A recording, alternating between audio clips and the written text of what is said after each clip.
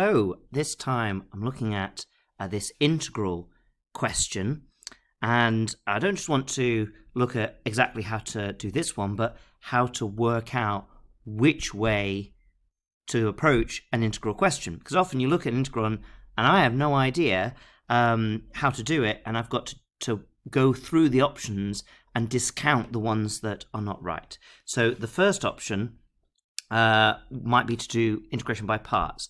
That's the one that goes uv minus the integral of v du dx. And this is a good one if there's two things, which there are, and integrating one of them is really hard, but differentiating is okay, and then integrating the other one either is not a problem, or differentiating it will make it go down to 0 and disappear. So I'm thinking if we differentiated this one, it would just become 8, and therefore wouldn't be something we have to worry about. But we would still have to integrate this thing, which is no good. And if I differentiated this, if I made this the u and this bit the dv by dx that I had to integrate, that would integrate fine to x squared, so it doesn't disappear. But this wouldn't differentiate to nothing, nicely away. It would become something like minus sine of x squared times 2x, which is more complicated. And I suppose that 2x would make that x cubed, but essentially we've got the same thing, but with a higher polynomial, higher power on the x. So that's not going to help us, I don't think. We would use parts where, by splitting it into those two parts, it's going to simplify one of them to the point where it disappears, or, neatly turn back into itself. The only thing I can think is that if you integrated that twice, it would go back to cos, but you just end up with getting so much x over there. I'm not sure it will be useful. The second option is if it's a special case, but I can't completely remember those, so I might not be 100% on this. I'd have to look them up in a formula sheet, but I think it's where you have something like the differential on the top of a function on the bottom. So if you have something like that, then there's a standard mechanism to integrate that, but we haven't got that. And it doesn't have to be over, because it could be with a negative power, but there's not that anyway. And certainly it would be the whole of this. So even though x squared is going to a linear something outside, that's not really the point here, because it's cos of x squared that would have to become the 8x, and there's no sign there. The other one is where I think it's the differential is multiplied by a function of x to a power of n.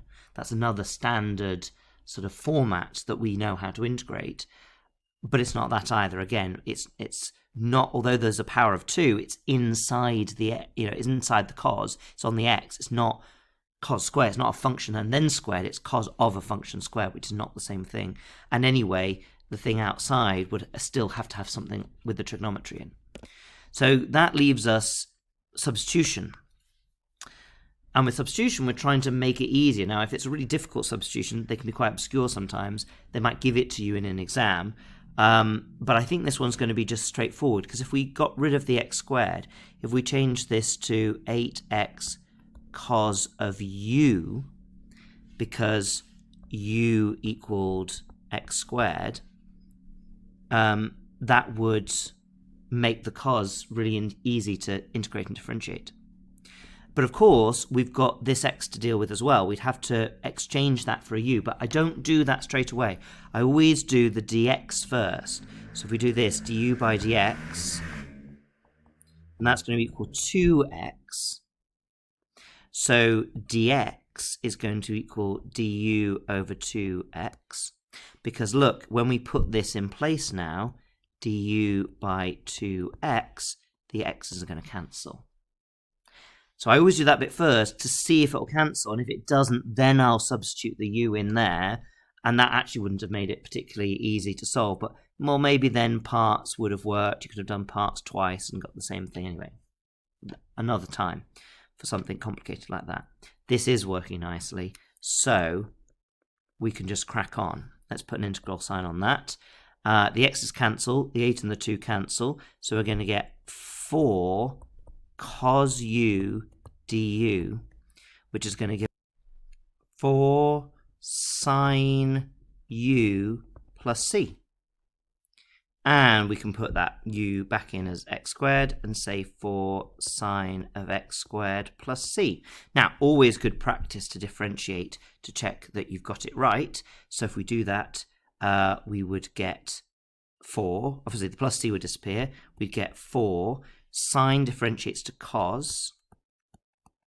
And then you've got to multiply, chain rule, multiplied by the differential of the thing in the sine, which is going to be 2x. And of course, that is 8 cos x squared times x, or 8x cos x squared, which is exactly what we started with. So all is well, and it works.